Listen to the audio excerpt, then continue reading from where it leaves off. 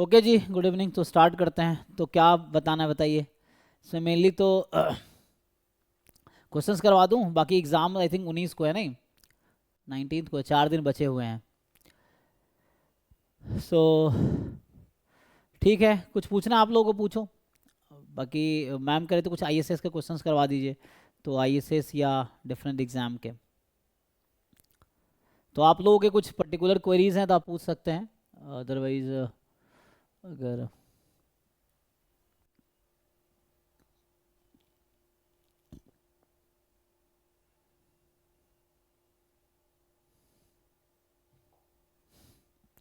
ठीक है। सो चलो, कहाँ पे सिलेबस।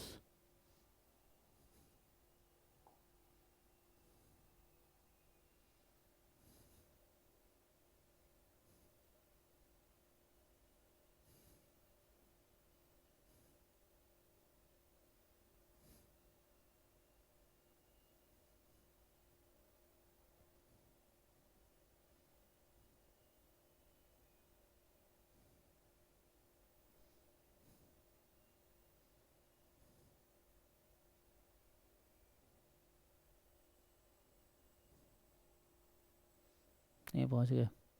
एनीवे तो ये तो ऐसे ही था सिलेबस देखने के लिए, बट फिर भी आपको आइडिया तो है ही। तो कुछ पूछना है या ऐसे क्वेश्चन करवा दूं मैं किसी भी डिफरेंट एग्जाम्स के। जैसे बाकी टिप्स उप्स का क्या है। जैसे देखो आप सब, क्योंकि कोई बच्चा तो है नहीं कि समझाना। आपने बहुत सारे एग्जाम दे के यहाँ तक पहुँचे हो, और ऑलरेडी जो बच्चे जहाँ भी हैं सब अच्छी जगह आप लोग है ना अच्छा कर रहे हो। तो यू ऑलरेडी नो थिंग्स है ना। और बाकी क्या, मैं भी आपके जैसा ही हूँ। तो ऐसा कुछ मैं है ना, कोई सीनियर सिटीजन होने की मुझे बहुत ज़्यादा पता है एग्ज़ाम का। स्टिल है ना, आपके जैसा ही मैं भी हूँ। तो बस वही है कि एग्ज़ाम में जो सब लोग बताते हैं बाकी एग्ज़ाम के टिप्स होते हैं वैसे ही है। मुझे लगता है मैं क्वेश्चन से करवा देता हूँ, बेटर रहेगा। अब क्वेश्चन किस टॉपिक कराना है ये बताओ। तो इसमें अगर कुछ है आपके व्यू तो वो देख सकते हैं। हम सिलेबस देख रहे थे ना।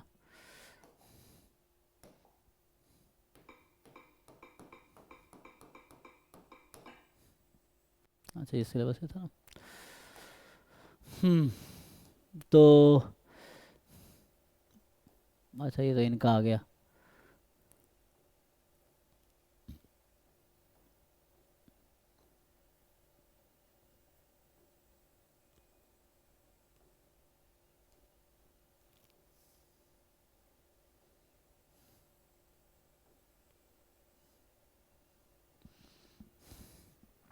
कुछ सजेशन नहीं है, कुछ भी करवा दें ऐसा है कि मतलब कुछ भी करवा दो आप।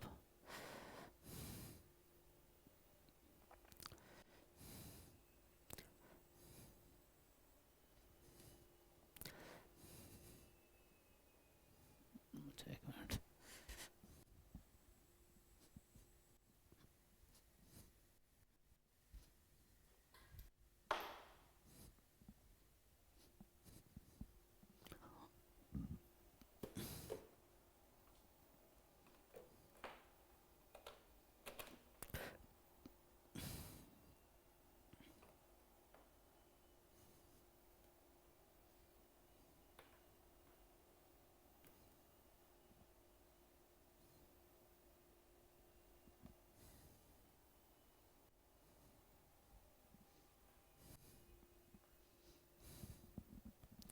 जैसे ये टॉपिक्स आपके ना, तो मेनली जो क्वेश्चंस इधर जो है मेनली स्टैटिस्टिक्स बैकग्राउंड के जो क्वेश्चन टॉपिक्स हैं वो ये है मेनली, है ना।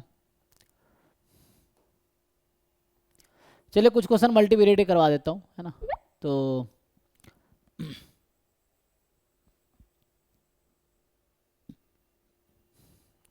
अच्छा, टाइम सीरीज और इकोनोमेट्रिक। ओके, क्या क्वेश्चन का पैटर्न। अच्छा, मतलब कैसे क्वेश्चन पूछे जाएंगे। तो इकोनोमेट्री में तो रिग्रेशन रिलेटेड क्वेश्चन, जैसे आप सिंपल है ना ये सब, सिंपल मल्टीपल ये सब जैसे रिग्रेशन के क्वेश्चंस आते हैं ना, जैसे इकोनोमेट्री में तो उससे रिलेटेड ही हैं। अच्छा, कैसे क्वेश्चन पूछेंगे तो उसके लिए थोड़ा एंट्रेंस के क्वेश्चन आपको देखना पड़ेगा। हाँ, जनरली ये है कि टाइम सीरीज बहुत सारे एंट्रेंस में आते नहीं हैं, है ना। जैसे स्पेशली जैम गेट नेट इन सब में टाइम सीरीज है नहीं। तो कैसा क्वेश्चन पूछा जाएगा। देखो क्वेश्चन एक्चुअली कोई भी एंट्रेंस में जो है ना कॉन्सेप्चुअल रहेगा, और बहुत ज़्यादा मतलब मुझे लगता है न्यूमेरिकल कैलकुलेशन तो वो एक्सपेक्ट नहीं करेंगे। दे विल चेक योर जो कंसेप्चुअल क्लैरिटी कितनी है ना।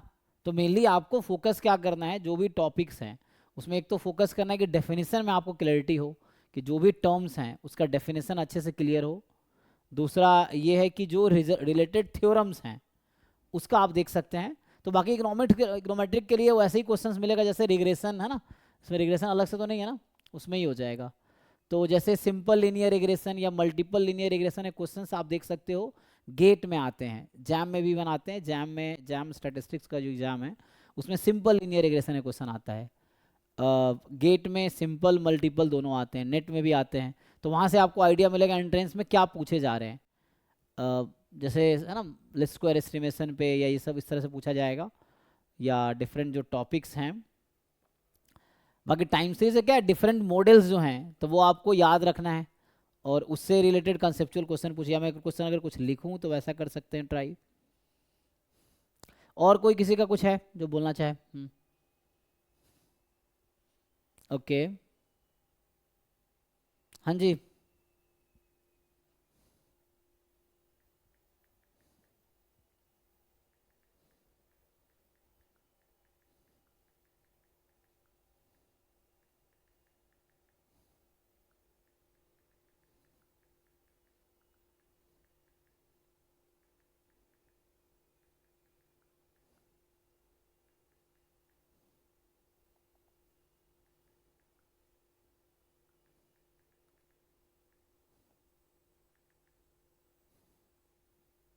बाकी क्या पूछ रहे हैं? स्टोकेस्टिक पे क्वेश्चन, ओके। मैं फर्स्ट टाइम दे रहा हूँ तो मेरे थोड़े लेट प्रिपरेशन स्टार्ट किया है, लाइक 30 सितंबर। कोई दिक्कत नहीं है इसमें। सब लोग जैसे ज़्यादातर बच्चे ऐसे हैं जो, बहुत लोग तो वर्किंग हैं, वर्किंग के साथ दे रहे हैं है ना। सो उसमें कोई दिक्कत नहीं, फर्स्ट टाइम भी दे रहे हैं। देखिए एग्ज़ाम में कुछ चीज़ें ध्यान रखनी है कि जैसे आप एग्ज़ाम में पहली बात तो तुक्का ना ही लगाओ, नेगेटिव मार्किंग है तो उसमें रिस्क ज़्यादा है ना। तो जो ठीक से आता है पहले वो क्वेश्चंस कीजिए। नहीं हो रहा है स्टिल, आपको इम्पेशेंट नहीं होना या घबराना नहीं है ना। कई बार आप वैसे घबरा जाएंगे तो फिर पैनिक सिचुएशन में जो आता है वो भी गलत हो जाएगा या भूल जाएंगे। तो ये है कि जो आता है उस पर ट्राई कीजिए, बेस्ट दीजिए। और सब लोग आपके जैसे ही हैं, जैसे आपको लग रहा है कि आपके साथ इतनी सिचुएशन है, कोई लेट स्टार्ट किया, कोई जो वर्किंग है, किसी ने प्रिपरेशन ही नहीं किया है ना। तो क्योंकि नोटिफिकेशन के बाद ही ज़्यादातर बच्चे एक्टिव हुए हैं, ठीक है ना। पहले भी कुछ लोग कर रहे थे बट अच्छा, आपको वेटेज चाहिए अगर मिल जाए तो। इस बार पैटर्न थोड़ा चेंज है जहाँ तक हमें लग रहा है, कि पहले आई थिंक था ना कि पेपर 1 के सिलेबस अलग थे, ऐसा था ना। पेपर 1, पेपर 2 में आई थिंक पूरे आता था ऐसा। इस बार ये सब टॉपिक ये ऐड हुआ ना, ये सब आई थिंक, ये सब पार्ट तो पहले था, ये सब आई थिंक नहीं था। ये आर्टिफिशियल इंटेलिजेंस, मशीन लर्निंग, तो ये सब नहीं था, इस बार आई थिंक ऐड हुआ है, राइट। बाकी जिन लोगों को आइडिया है कमेंट में आप आंसर कर दो, क्योंकि है ना आरबीआई का मैं भी ऐसे फर्स्ट टाइम ही पढ़ा रहा हूँ इस बार, तो ये सब मेरे लिए भी फर्स्ट टाइम ही है। क्योंकि पहले जैसे बच्चे बताते हैं कि उसमें सिलेबस इस बार ना, क्योंकि 9 टॉपिक्स हो गए ना इस बार तो टोटल। पहले 9 टॉपिक्स तो नहीं थे, ऐसा था। या यूनिट 1 का अलग था, यूनिट 2 का ऐसा शायद अलग था। जिनको आइडिया एक बार बता दो चैट में ना, उनको आइडिया मिल जाएगा क्या है वेटेज का एग्जैक्टली।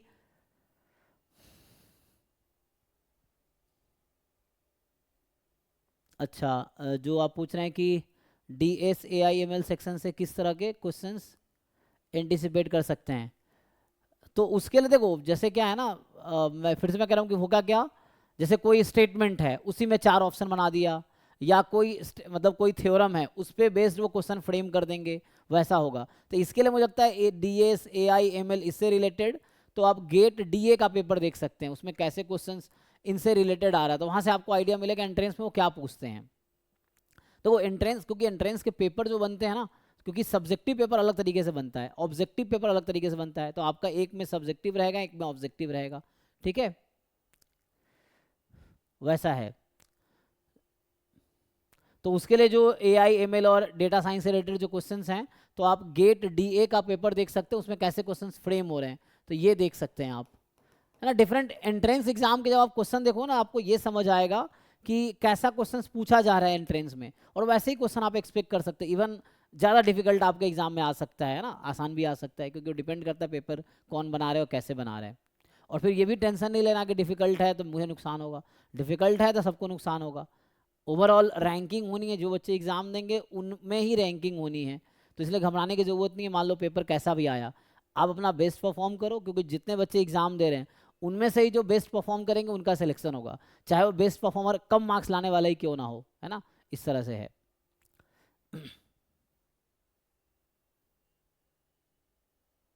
हाँ आई थिंक टेस्ट, हाँ मतलब मॉक टेस्ट भी आप लोगों को प्रोवाइड किया गया होगा ना, तो वहाँ से आपको ये सब आइडिया मिल जाएगा जो पूछ रहे हैं आप, कि कैसे क्वेश्चंस बनेंगे, AI ML DA से, इकोनोमेट्रिक से, या टाइम सीरीज से, है ना, या स्टोकेस्टिक से। तो आई थिंक सबसे अच्छा तरीका है कि आपने अगर मॉक टेस्ट अटेम्प्ट किए होंगे, इन्होंने जो मॉक टेस्ट प्रोवाइड किया था, तो मॉक टेस्ट अगर आप अटेम्प्ट करेंगे वहाँ से आपको आइडिया मिल जाएगा कैसे क्वेश्चन हो रहे हैं। नहीं तो डिफरेंट जैसे डेटा साइंस रिलेटेड पेपर्स आपको गेट DA में मिल जाएगा, है ना। Statistics related questions GATE ST में मिल जाएगा, इस तरह से।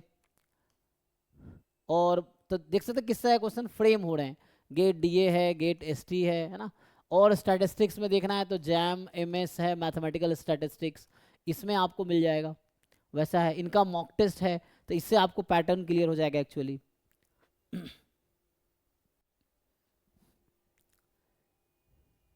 अच्छा, आपने AI ML किया है इसीलिए अप्लाई किया है, तो सपोज मैं सेलेक्ट होता हूँ तो क्या ये जॉब मेरे लिए सही रहेगी? हाँ, यहाँ पे मेनली तो डेटा एनालिसिस का ही है, तो पहले जैसे पहले स्टैटिस्टिक्स मेजर बच्चों के लिए होता था, इस बार एलिजिबिलिटी में भी आप देखोगे तो वो चाहते हैं कि कंप्यूटेशन फील्ड से लोग आएँ, जैसे AI ML वाले फील्ड आएँ, क्योंकि ये जो कॉर्पोरेट के जो जॉब है, जो आप डेटा एनालिसिस और कंपनी के लिए करते हो, वही चीज़ें यहाँ RBI के लिए करना है। आप जॉब डिस्क्रिप्शन यहाँ देखोगे तो डिटेल में लिखा हुआ है ना। सो आप जो लोग नए हैं, so you can read this कि क्या इसका वो है, लिखा था जी क्या वर्क है। तो इसमें आप पढ़ोगे तो आपको पता चल जाएगा क्या वो एक्सपेक्ट कर रहे हैं, जॉब रिक्वायरमेंट देखिए, यही है ना, आप लोग इसके लिए अप्लाई कर रहे हैं ना, तो ये जॉब रिक्वायरमेंट है, ये आप पढ़िए और आप खुद से पूछिए क्या आप इसके लिए सुटेबल हैं, तो you will know this. You read this and then ask yourself कि आप सुटेबल हैं कि नहीं, स्पेशली जो आप पूछ रहे हैं चिराग, है ना। तो आप पढ़िए ये जॉब रिक्वायरमेंट है। तो इसमें करना क्या है आपको, द रोल इन्वॉल्व्स, बाकी वहाँ ट्रेनिंग होगी तो आप हो जाएंगे। अभी मेन आपका फोकस है कि आप एंट्रेंस निकालिए, अगर सेलेक्ट हो जाएंगे तो ये आपका जॉब रोल रहेगा जो यहाँ लिखा हुआ है, ठीक है।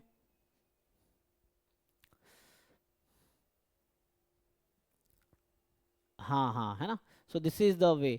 सो इसमें आपको, तो उसमें क्या है कि थोड़ा, है ना, AI ML DS स्टैटिस्टिक्स ये सब ठीक ठाक आता है तो ये हो जाएगा। बाकी वहाँ पे ट्रेनिंग दौरान आपको बताए जाएंगे, देन आपको सीखना है ना। लर्निंग कभी भी की जा सकती है, तो अभी अभी रिक्वायरमेंट है आप एग्जाम ओरिएंटेड प्रिपरेशन करो, एग्जाम एंट्रेंस क्वालिफाई करो, जब हो जाएगा तो जो रोल है वो तो सीख लेंगे समहाउ, ये चीज़ है। ठीक है ना। So this is the job requirement.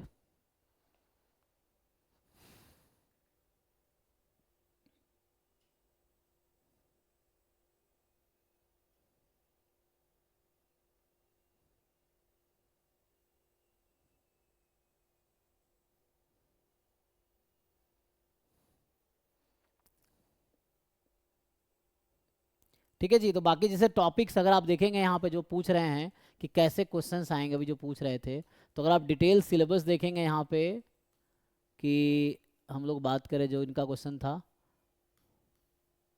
Econometric and time series, तो जैसे आपको जनरल लीनियर मॉडल है, extension, ordinary least square and generalized square estimation and prediction. तो जनरली इसमें क्या पूछते हैं, आपको लीनियर मॉडल दे देते हैं, लिस्ट स्क्वायर एस्टिमेटर पूछ लेते हैं, या कोई डेटा दे देगा करेस्पॉन्डिंग कुछ पॉइंट्स दे दिया, मान लो 20 बाईवेरिएट पॉइंट्स दे दिया आपको बाईवेरिएट डेटा से, तो आपको बोलेगा, एक मॉडल दे देगा, बोलेगा लिस्ट स्क्वायर एस्टिमेशन एस्टिमेट बताओ क्या होगा, इस तरह क्वेश्चंस बनेंगे।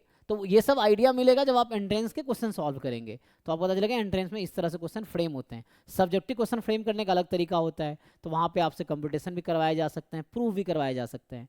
ऑब्जेक्टिव वाले में ये है कि वो आपको, है ना, दिखाना नहीं है, तो आप कितना जल्दी कर सकते हैं, तो उसके लिए आपकी कॉन्सेप्चुअल क्लियरिटी कितनी अच्छी है उस पर डिपेंड करेगा।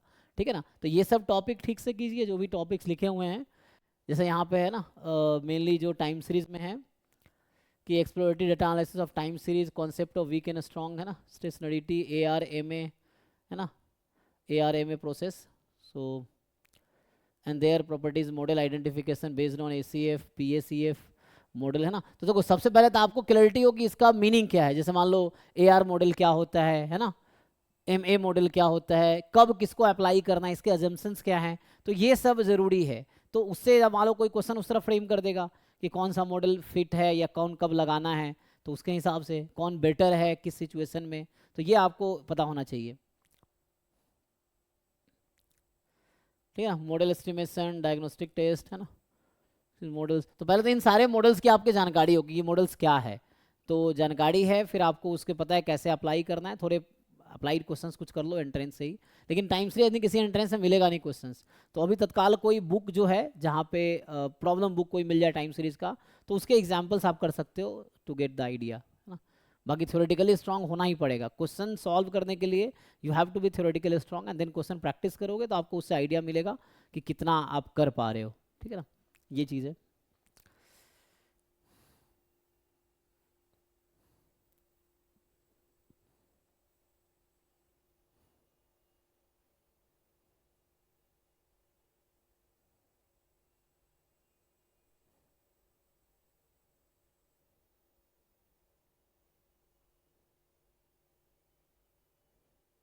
तो बेसिक थ्योरम बेस्ड क्वेश्चन ज़्यादातर होते हैं, तो आपको वो डेफिनेशन थ्योरम की क्लैरिटी रखनी है, उससे मिल जाएगा आपको। ठीक है,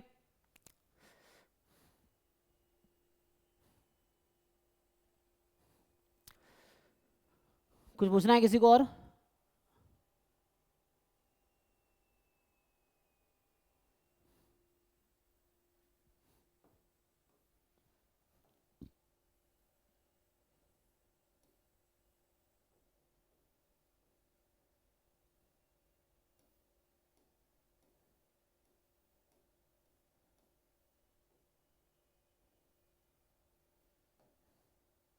तो इस पे क्वेश्चन लास्ट टाइम मैंने आई थिंक क्वेश्चन कराया था, इस पे एक पॉइजन प्रोसेसर कराया था, और एक आई थिंक इसका कराया था, है ना, मार्कोव चेन का, जो ये हिमांशु बोल रहे हैं क्वेश्चन कराने के लिए।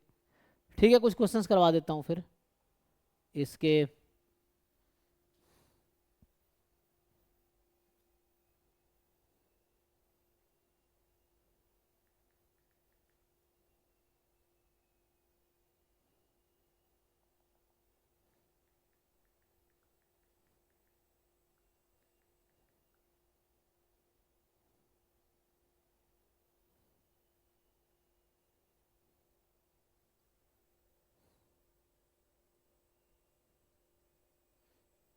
जैसे लिखिए, कुछ क्वेश्चन बता देता हूँ इसमें जो है ना, मार्कोव चेन पे कुछ क्वेश्चन बता देता हूँ।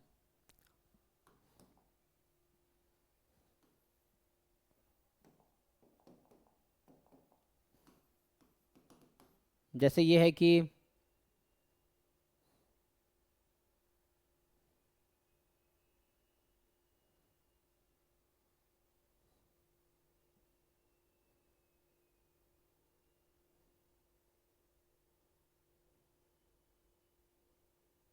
जो छोटा सा एक क्वेश्चन लिख देता हूँ इसमें, जैसे है कि मान लीजिए कि consider a Markov chain xn n more than equal to 0 with state space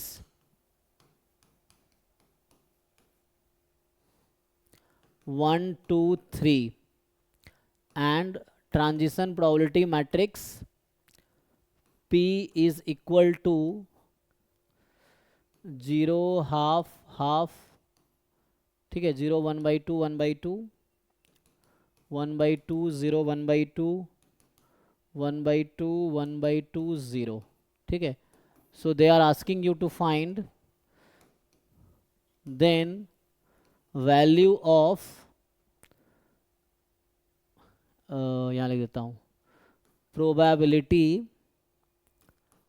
x3 is equal to 1 given x naught is equal to 1 is what। ये बताइए, तो आसान है, चार ऑप्शंस लिख देता हूँ। तो ऑप्शंस जो एग्जाम में गिवन है, ए बी सी है 1/2 एंड डी है आपके पास 1/8। ठीक है, इसका या अलग अलग पार्ट्स में लिख दूँ इसी में। पार्ट ए ये है,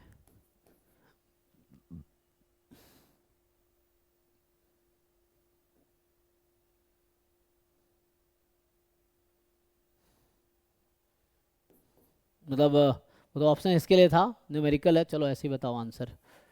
तो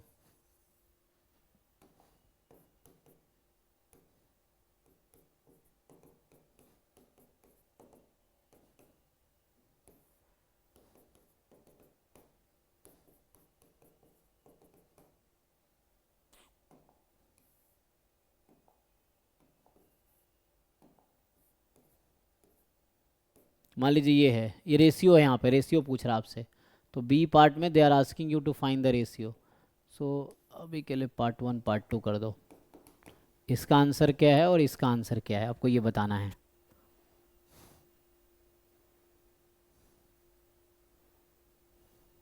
तो ये टू प्रोबेबिलिटीज का रेशियो है। So this is equal to what?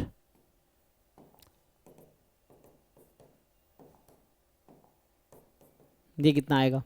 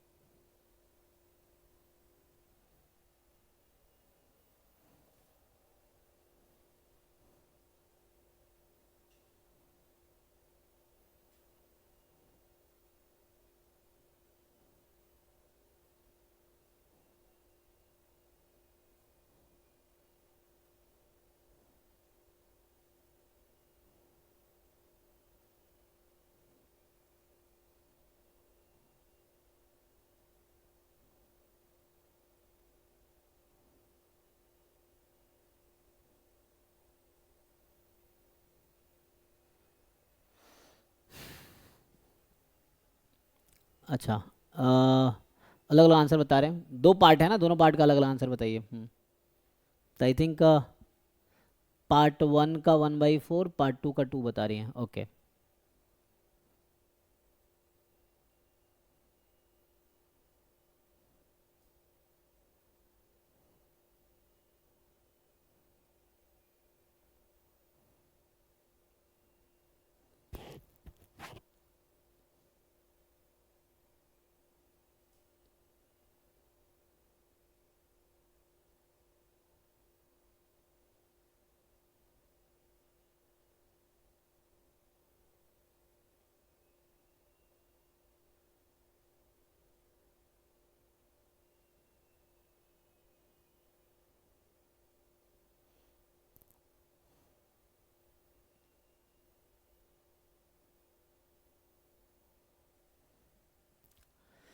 मुझे सॉल्व करना है, सबको समझ आ गया? तो सिंपल यहाँ पे क्या करना है आपको, अगर इसका हम सॉल्यूशन लिखें। सो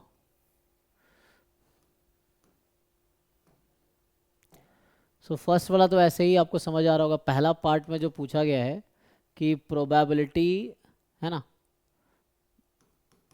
x3 is 1 given x0 is 1।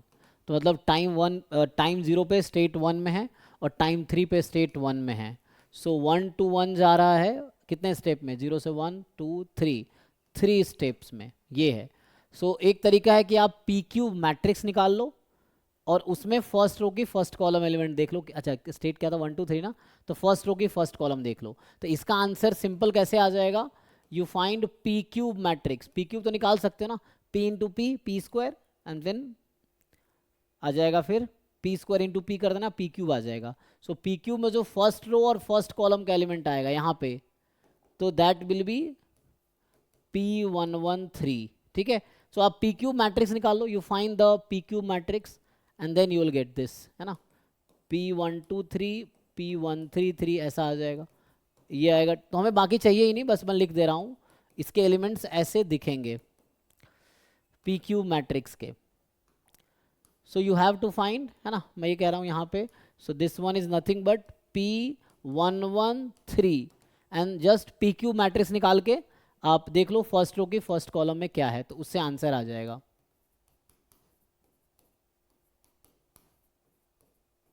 ठीक है, तो ये ऐसा matrix, you need this element, तो ये निकाल लोगे तो काम हो जाएगा आपका। ठीक, दिस यू फाइंड, तो इसकी ज़रूरत नहीं है अब, है ना। Now, so you find PQ matrix and then you will get the answer of the first part. अब सेकेंड पार्ट को देखिए। सो सेकेंड पार्ट को हम लिख सकते हैं, ये कॉमा है, comma means intersection. So we can write this as, जो इसको अगर मैं सॉल्व करूं तो यहां पे आएगा, ठीक है देखिए। So this can be written as probability x not is 1 into x not is 1 and x2 is 1, है ना। So probability of A intersection B can be written as probability of A into probability of B given A, है ना, और probability of B into probability of A given B. Multiplication rule of probability, probability of A intersection B is, तो मान लो A है ये B है, तो A into B given A. Similarly this can be written as probability x naught is 1 and then x3 is 1 given x naught is 1. ये और ये तो कैंसिल हो जाएगा। अब ध्यान से देखो, ये जो है टाइम 0 पे 1 में है, तो ये हो जाएगा P112 अपॉन P113। तो P113 फिर से यहाँ से आप निकाल लेंगे, जो फर्स्ट पार्ट आएगा। P112 कैसे आएगा, P square matrix, right. So when you find P square matrix, so ये जो P स्क्वायर मैट्रिक्स होगा, इसका फर्स्ट रो का फर्स्ट कॉलम का एलिमेंट होगा P112, ठीक है। तो ये एलिमेंट निकाल लीजिए आप। सो P इंटू पी करेंगे, P स्क्वायर आ जाएगा, P स्क्वायर के फर्स्ट रो का फर्स्ट कॉलम का एलिमेंट यहाँ आ जाएगा, एंड P क्यूब में फर्स्ट रो के फर्स्ट कॉलम का एलिमेंट यहाँ पुट करके आपका आंसर आ जाएगा। So this is approach, I think जैसे आंसर बता रहे हैं लोग, ठीक है। सो 1/4 एंड 1/2, राइट। सो 1/4 एंड इधर बता रहे हैं ये 1/2 आएगा। So this will be 1/2, okay ji.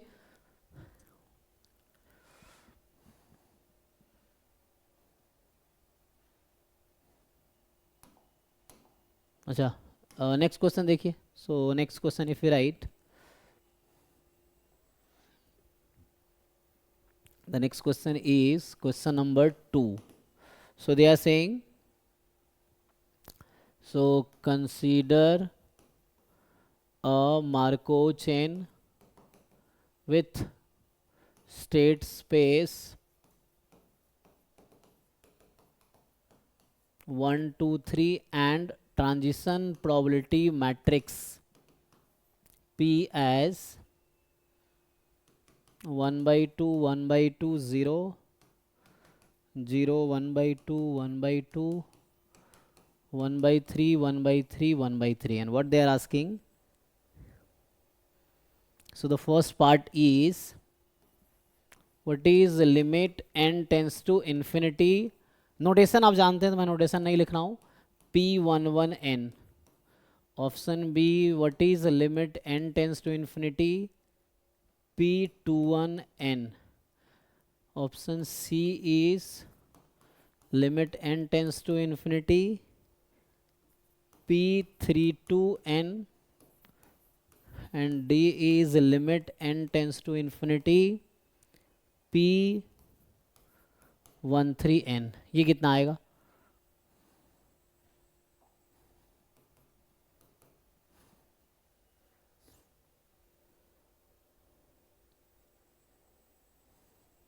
So try कीजिए और बताइए।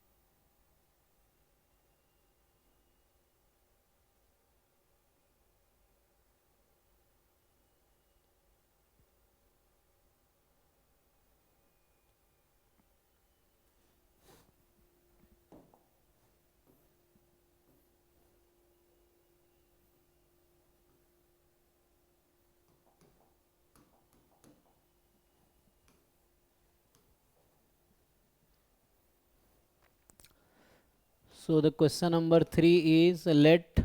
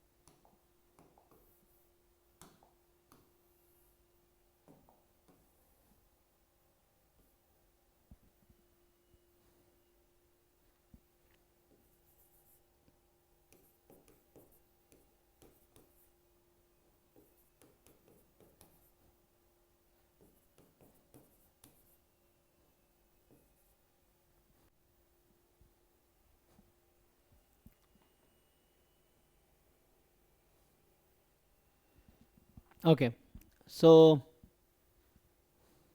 तो इसका अप्रोच सिंपल है कि इफ इट इज इरिड्यूसिबल और पीरियोडिक, है ना, एंड पॉजिटिव रिकरेंट, तो फाइनाइट स्टेट मार्कोव चेन में all recurrent state are positive recurrent only. ठीक है, सो अगर स्टेट्स रिकरेंट है, इरिड्यूसिबल मार्कोव चेन है और पीरियोडिक है, then stationary distribution is limiting distribution, and in that case limiting distribution is free of और इंडिपेंडेंट ऑफ इनिशियल डिस्ट्रीब्यूशन।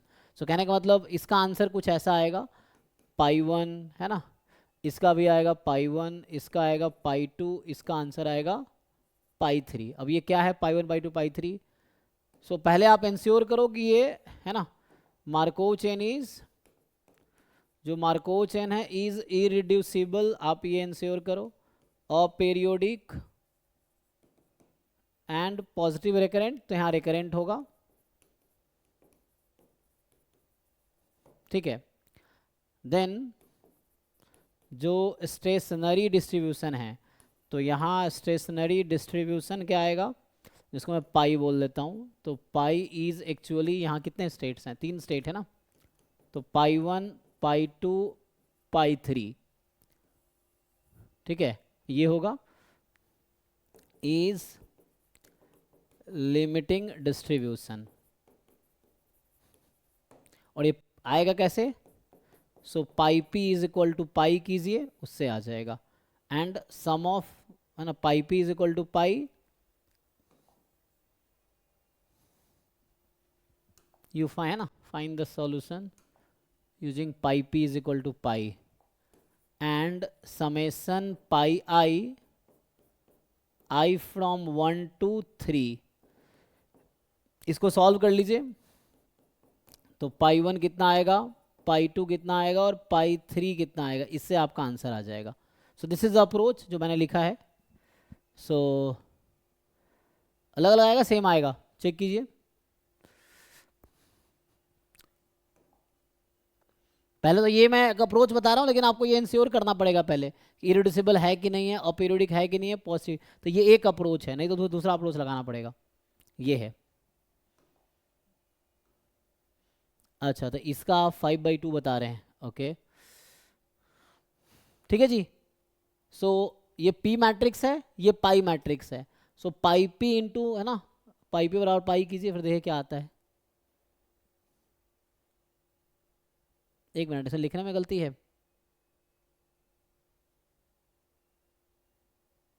तो ये 1 क्रॉस 3 है ना, ठीक है ना, 1 क्रॉस 3 3 क्रॉस 3, ओके, सो 1 क्रॉस 3 3 क्रॉस 3 1 क्रॉस 3, ठीक है। सो पाई पी मैट्रिक्स बनाओ, उसको पाई के इक्वल करो, उससे 3 इक्वेशन आ जाएगा। एक इक्वेशन यहाँ पे है, पाई 1 plus pi 2 plus pi 3 is 1, तो यहाँ सॉल्व करके तीनों की वैल्यू निकाल लो, उससे आपको आंसर मिल जाएगा इजीली। तो जैसे ये बता रही हैं इनके हिसाब से, सो 1/3 है ना, तो ये आएगा 2/9 एंड 4/9 1/3,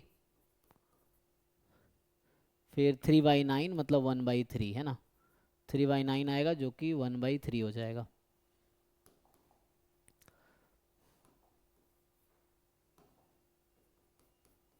तो ये आंसर आ जाएगा आपका,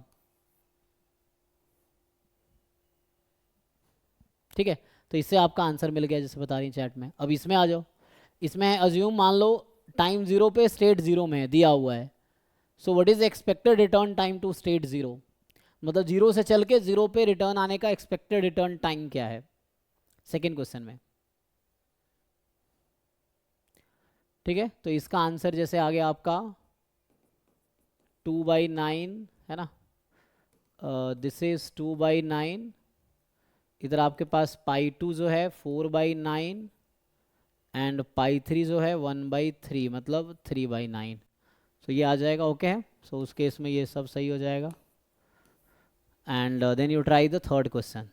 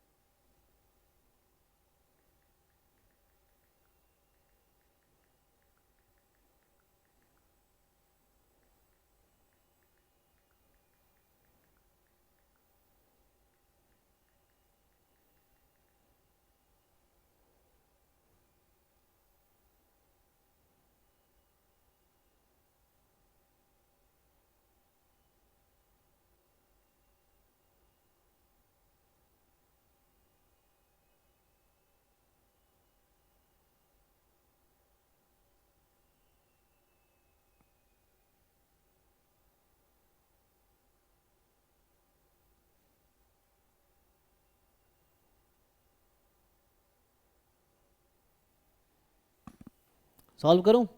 सो देखिए, सो इसका जो तरीका होगा कि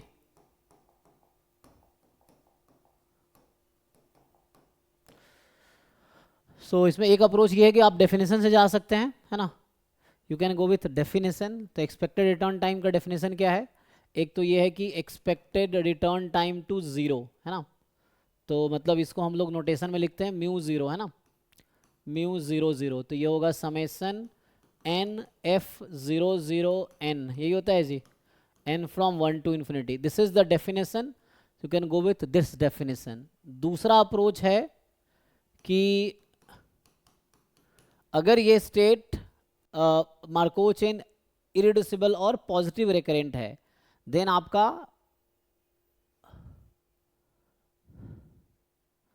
क्या आएगा? एक्सपेक्टेड टाइम क्या 1/πi। तो पहले आपको निकालना पड़ेगा स्टेशनरी डिस्ट्रीब्यूशन, नहीं तो एक तो है स्टेशनरी डिस्ट्रीब्यूशन निकाल लो, पाई पी इज इक्वल टू पाई करके, एक तरीका ये है। तो इससे ये चेक कर लो पहले, तो ये चूंकि है ना इरिड्यूसिबल है,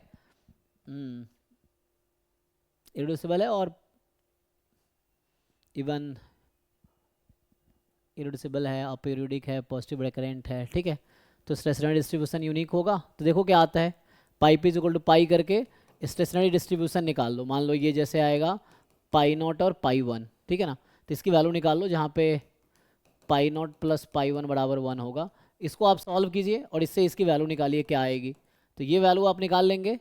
तो इससे ये होता है कि जो expected return time to zero था ना, मतलब मैं बात करूँ म्यू ज़ीरो ज़ीरो, तो ये क्या हो जाएगा 1/π0 हो जाएगी, चेक कीजिए। तो इससे आ जाएगा, दो अप्रोच हैं।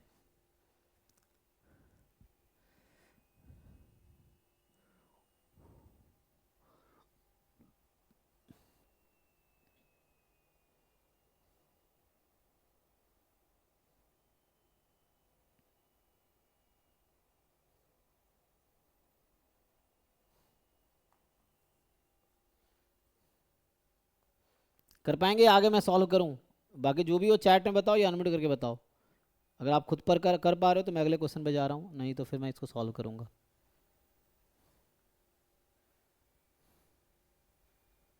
सो दोनों अप्रोच आप चेक करके देखिए।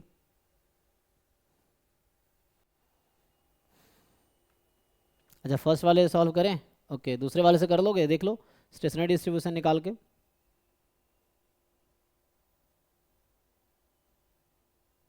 ठीक है, फर्स्ट वाले से ट्राई करता हूँ मैं अभी। तो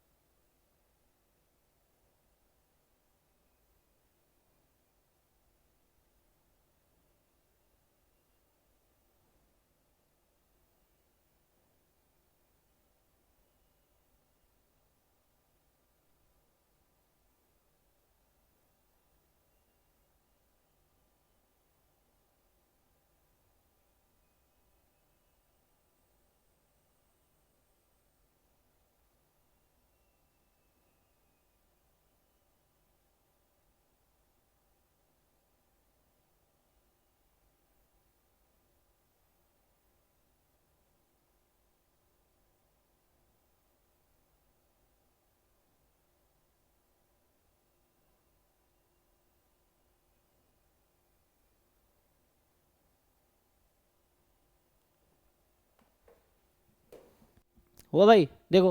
तो अगर फर्स्ट वाले के इससे आगे आंसर ना, जैसे बता रहे थे ये 5/2 आएगा, तो इसका मतलब ये कहना चाह रही है यहाँ 2/5 आएगा, यहाँ 3/5 आएगा। तो ये फिर 1/π0 5/2 आ जाएगा, है ना, जैसे इनका आंसर के हिसाब से। फर्स्ट अप्रोच में क्या है, अगर मैं फर्स्ट अप्रोच को सॉल्व करूंगा तो इसमें, ठीक है, देखिए फर्स्ट अप्रोच से ट्राई करते हैं। तो इसमें क्या निकालना पड़ेगा मुझे? So we have to find F001। F001 का क्या मतलब है? 0 से 0 जाना है एक स्टेप में विदाउट कमिंग, है ना।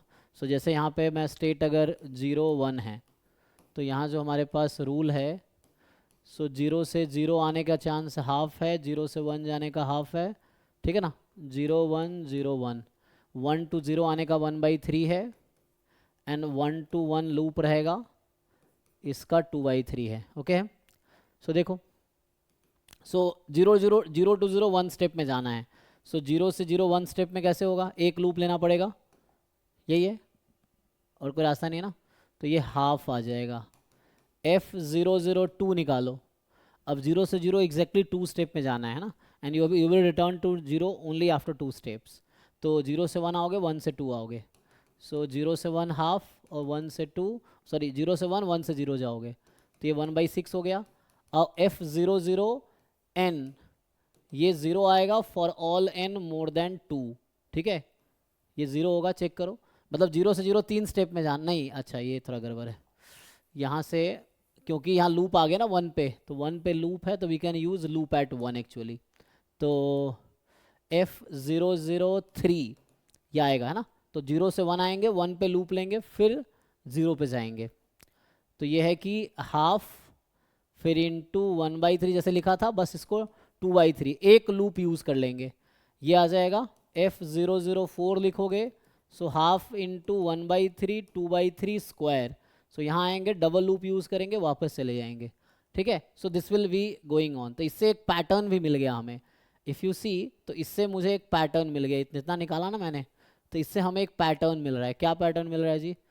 सो if you notice, so we are getting F0 0 n as half into 1/3 into 2/3, ठीक है। सो यहाँ है 2/3, इसकी पावर जैसे यहाँ 4 था 2, n-2, लेकिन ये तब है जब n more than equal to 2 है, राइट, उसके लिए ये एक पैटर्न मिल गया। ओके, तो ठीक है, इसको देख लो भाई, 1 के लिए अलग कर लो, अब थोड़ा सीरीज निकालना हो सकता है आपके लिए डिफिकल्ट हो, तो यू हैव टू सी कि हाँ विल यू फाइंड, तो 1 रख लो, तो 1 into F0 0 1 summation n from 2 से इन्फिनिटी, अब ये n इंटू ये हमारे पास आ चुका है, तो ये 1/6 इंटू 2/3 की पावर n-2, ओके जी।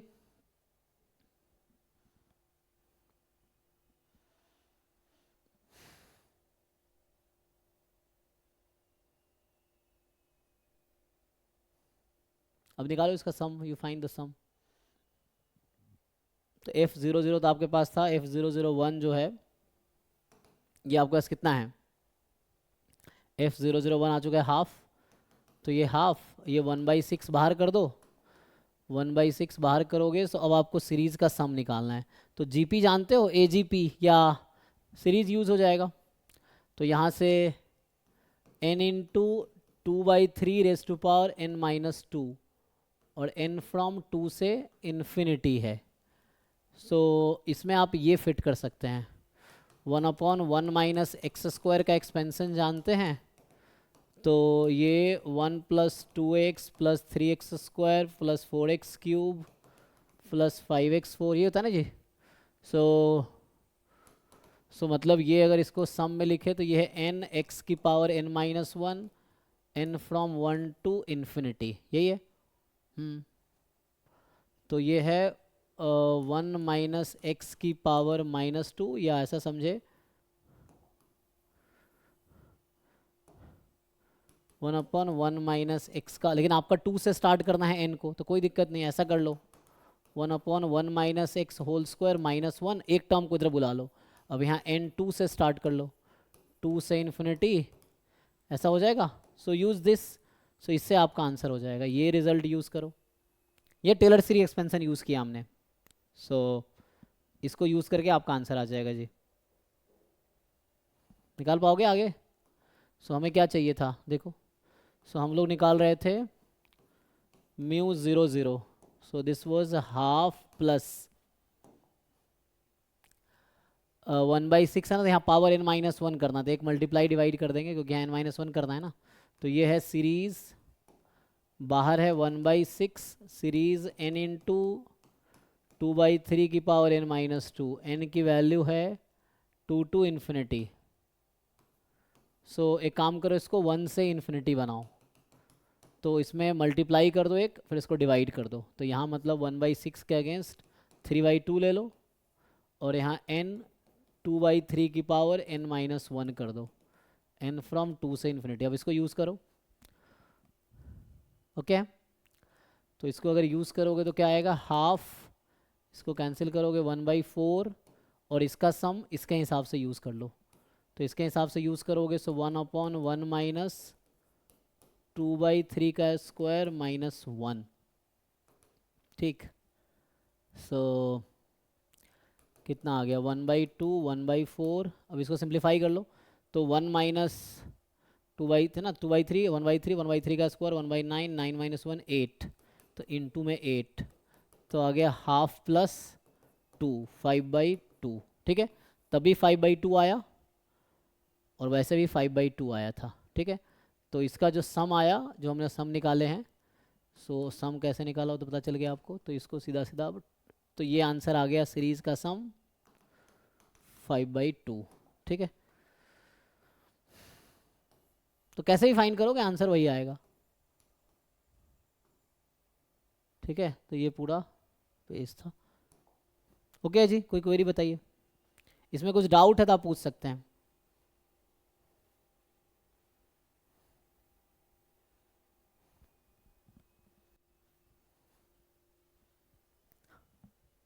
ठीक है, दोनों अप्रोच है। दूसरा अप्रोच ये था तो ये इजी होगा, आप स्टेशनरी डिस्ट्रीब्यूशन निकालो and mu not not is 1/π0 for, है ना, irreducible and positive recurrent specially. अच्छा अपीरियोडिक है तो 1/, हो जाएगा, ठीक।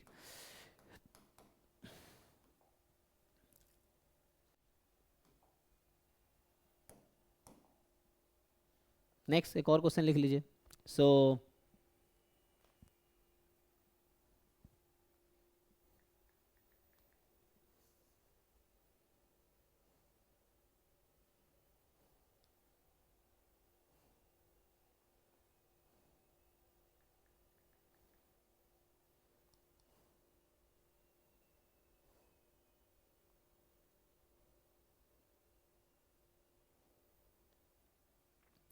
जैसे ये तो आप जानते ही होंगे, जैसे मान लीजिए अभी के लिए 4 होगा ना,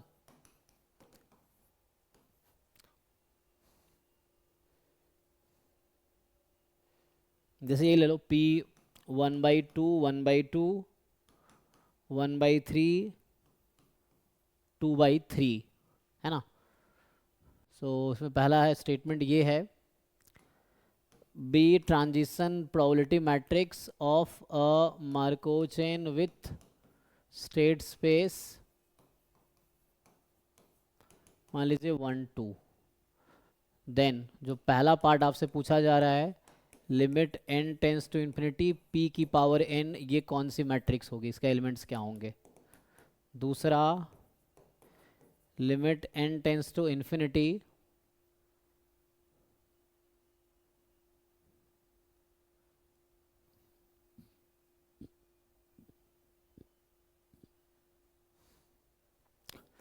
probability xn is equal to 1, ये क्या आएगा। तीसरा पार्ट,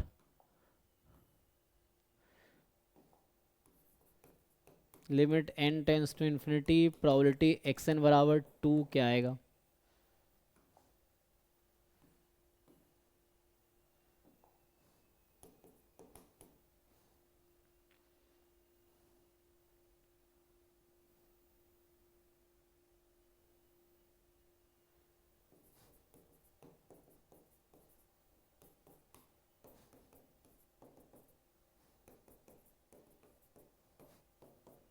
ये क्या आएगा, ये भी आसान है, बताइए।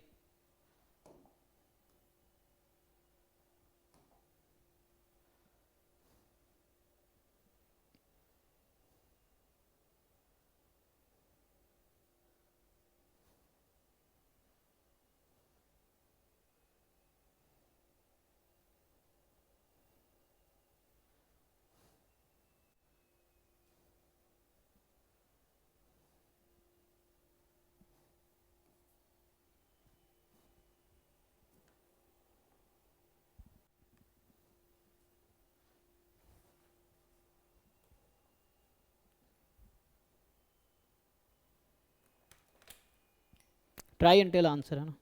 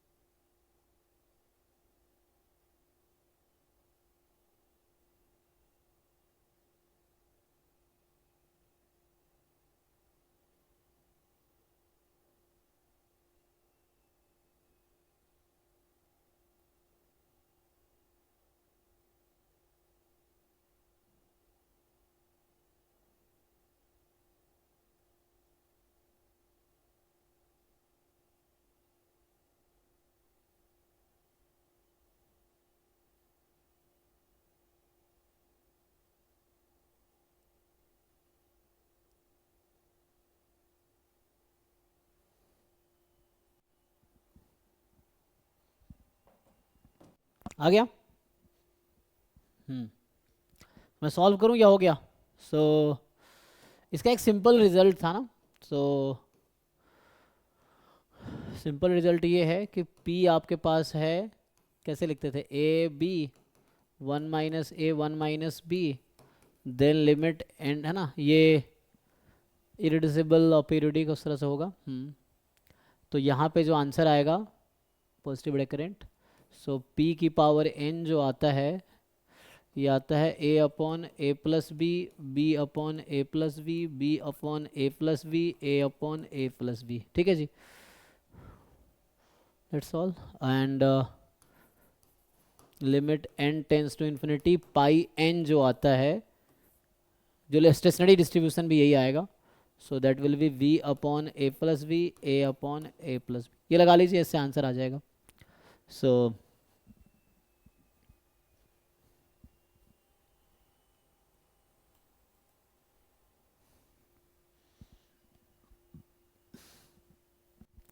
तो a आपके पास क्या 1/2 है, b आपके पास 1/3 है ना।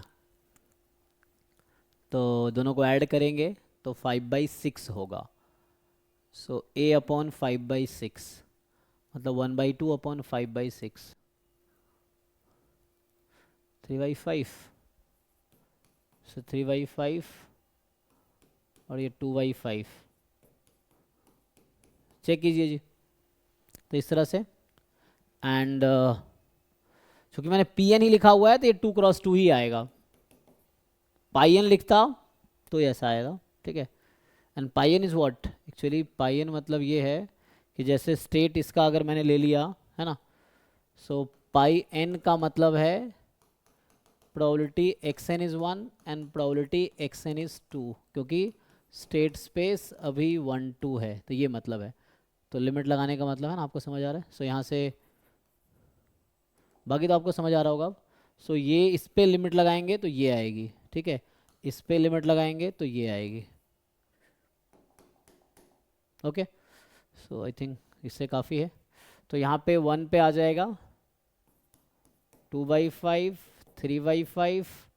एंड स्टार्ट कहाँ से किया, it doesn't matter in limiting distribution. अगर इरिड्यूसिबल और पीरियोडिक है ना, पॉजिटिव रिकरेंट है, तो एंडिंग इंपॉर्टेंट है। तो एंडिंग इंपॉर्टेंट है मतलब 2/5 ही आएगा। ठीक है जी, चेक कर लीजिए। ठीक है, सही बता रहे हैं आप।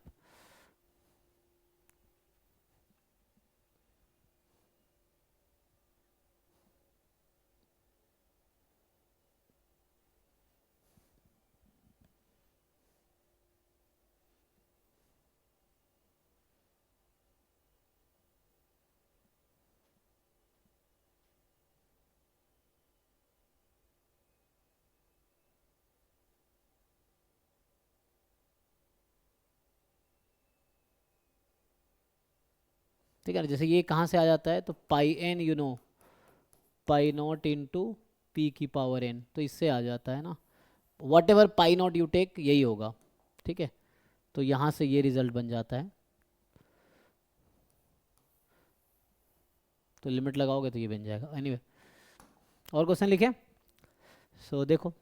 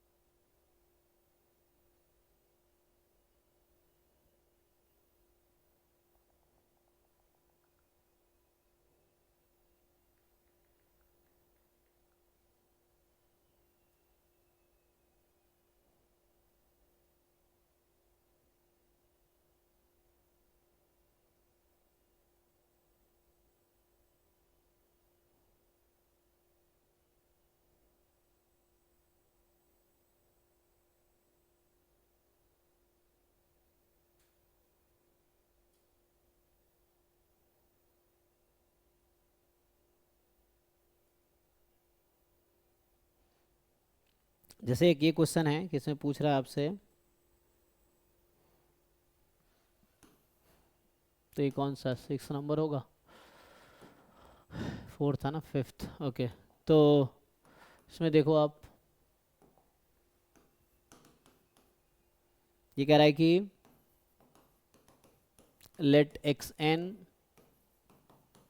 B time homogeneous Markov chain with state space 0 1 and transition probability matrix 1/4, 3/4, 3/4, 1/4. If probability at time 0 system is in a state 0 is probability half, then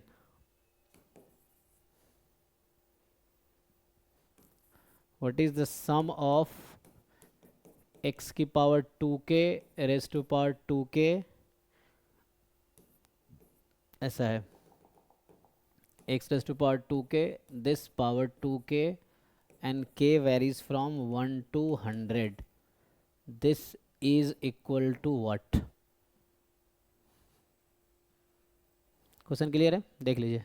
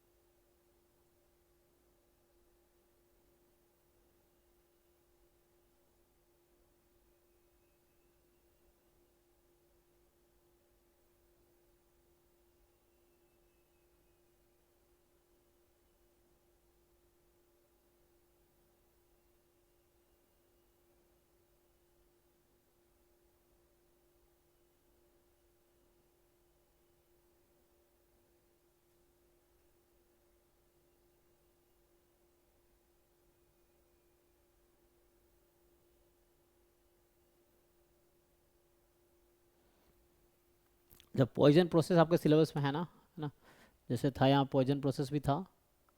सो एक क्वेश्चन इसका भी लिख देता हूँ, वैसे तो आप जानते होंगे। सो लेट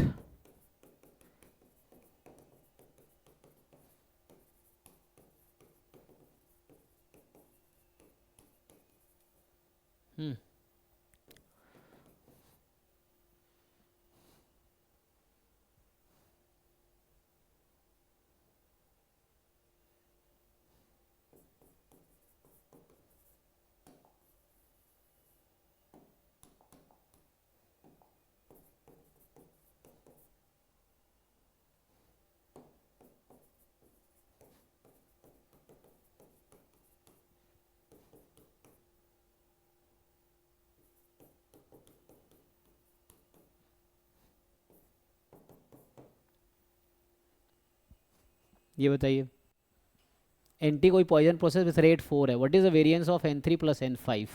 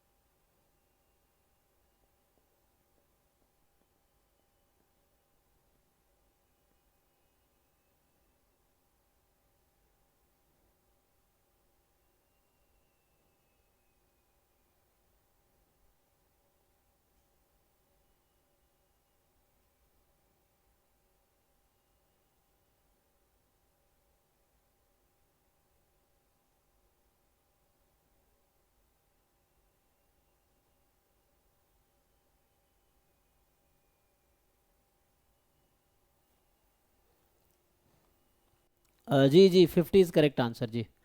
सो तो पहले का 50 आंसर है. यस.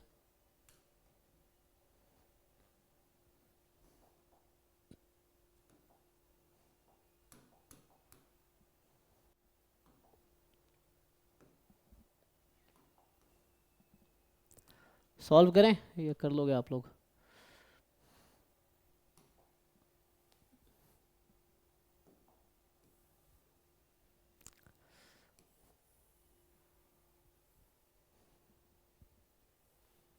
हम्म.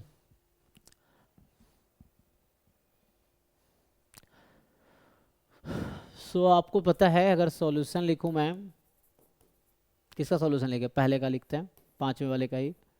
तो जब हमें ये गिवन है एक्स नॉट बराबर 0 हाफ है, there are only two states 0 1, तो ऑब्वियसली इससे ये पता चलेगा कि एक्स नॉट बराबर 1 होने की प्रोबेबिलिटी भी हाफ ही होगी, क्योंकि at time 0 system is in state 0 और 1, तो 0 या 1 कॉम्प्लीमेंट है. इससे ये समझ आ रहा है.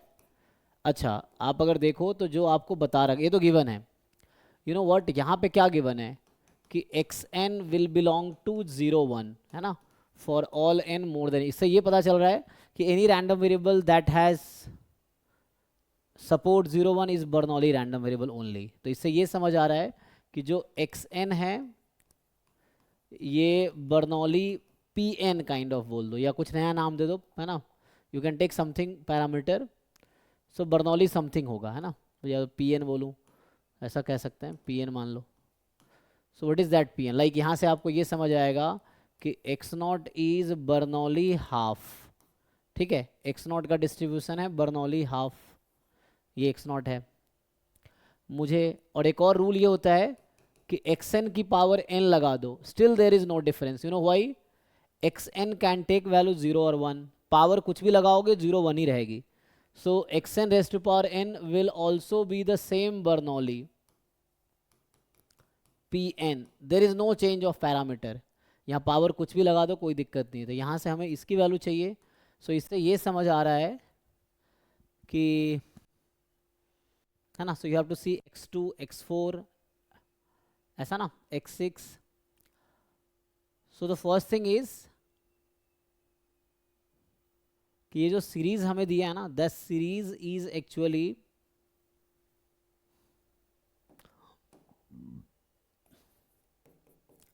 Series x2k raise to power 2k, इसका एक्सपेक्टेशन है एंड इस पे समेशन है. So that will be same as expectation raise to power 2k, ये रहेगा k फ्रॉम 1 to 100. ठीक है, तो ये आ जाएगा k फ्रॉम 1 to 100 आएगा.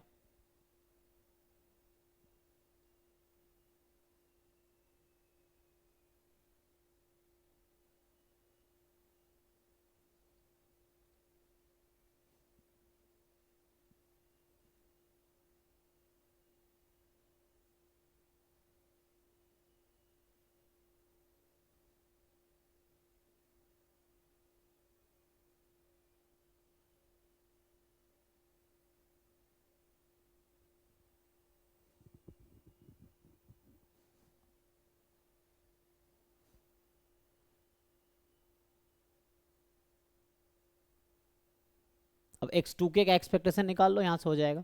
ठीक है, तो you find expectation of x2k. If you see x2, है ना, तो हमें x नॉट का डिस्ट्रीब्यूशन पता है, pi not we have half half.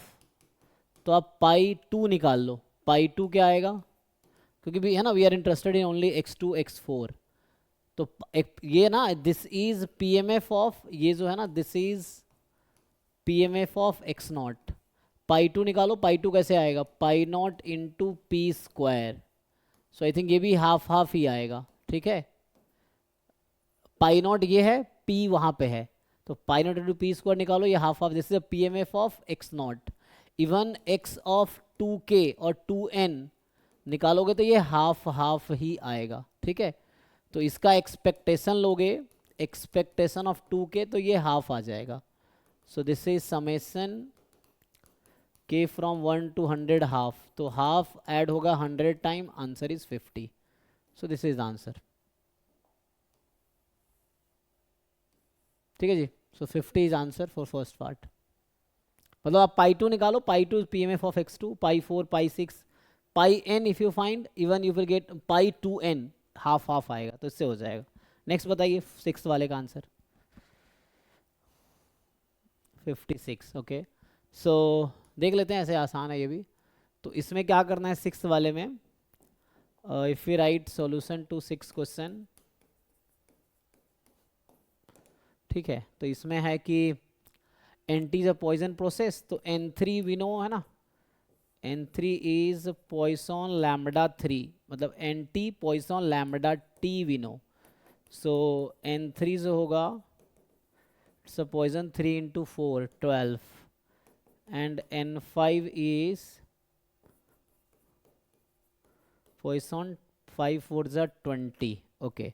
तो मान लो अभी के लिए इसका नाम x है और इसका नाम y है. तो इसके बीच का जो कोवेरिएंस होगा इट्स अ क्या आता है, minimum of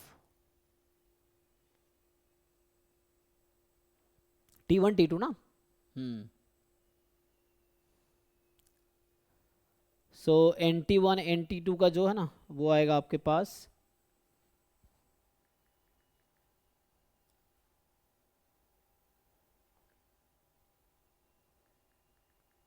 lambda time minimum of T1 T2, ये आएगा.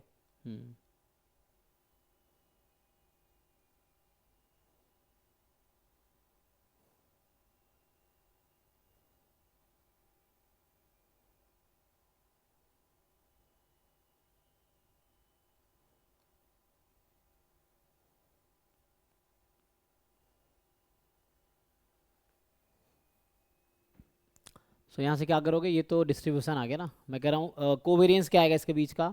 तो ये जो आता है मैं इसकी बात कर रहा हूँ, कोवेरिएंस बिटवीन N3 N5.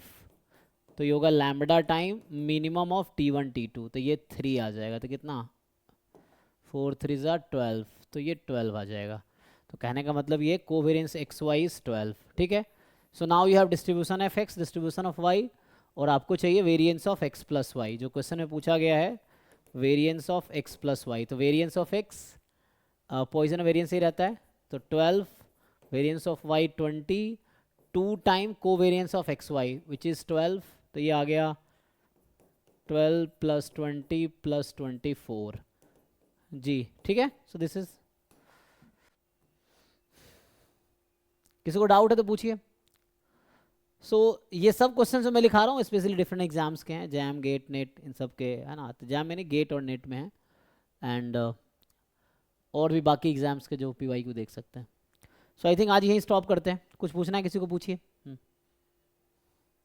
बाकी ऑल द बेस्ट आप लोगों को. बस यही है कि जो टॉपिक अच्छे से पढ़ा उसको अच्छे से रिवाइज कीजिए, उसके क्वेश्चंस करके आइए. सब लोगों के लिए कुछ ना कुछ टॉपिक स्ट्रॉन्ग है, कुछ ना कुछ वीक है. ऐसा कुछ नहीं, कोई नहीं होगा जिसको सब आता होगा. ठीक है ना. सो फॉर एवरीवन जो CS बैकग्राउंड के हैं उनका CS ईजी लगेगा, स्टैट्स हो सकता है मुश्किल हो उनके लिए, स्टैट्स वालों के लिए स्टैट्स आसान होगा, CS मुश्किल होगा. तो वैसा है, मतलब जो डेटा साइंस है AI बैकग्राउंड के उनके लिए वो टॉपिक ईजी है, ये मुश्किल होगा. तो सबका अपना स्ट्रेंथ एंड वीकनेस है. तो you play on your strength. ठीक है. आपकी जो स्ट्रेंथ है उसके क्वेश्चंस गलत नहीं होने चाहिए. जो आपको आता है उस टॉपिक क्वेश्चन अच्छा करके आइए, उसी में हो जाएगा. एंड है ना, सबके लिए एग्जाम कॉमन है. So everyone has some strength and weakness. तो यूज योर स्ट्रेंथ. ठीक है ना, उस पर काम करो, इतना काफ़ी है. और जितना आपने वर्क किया दैट्स ऑल. ठीक है. Okay, thank you. मिलते हैं कभी फ्यूचर में. बाकी ऑल द बेस्ट. कोई दिक्कत हो यू कैन रीच.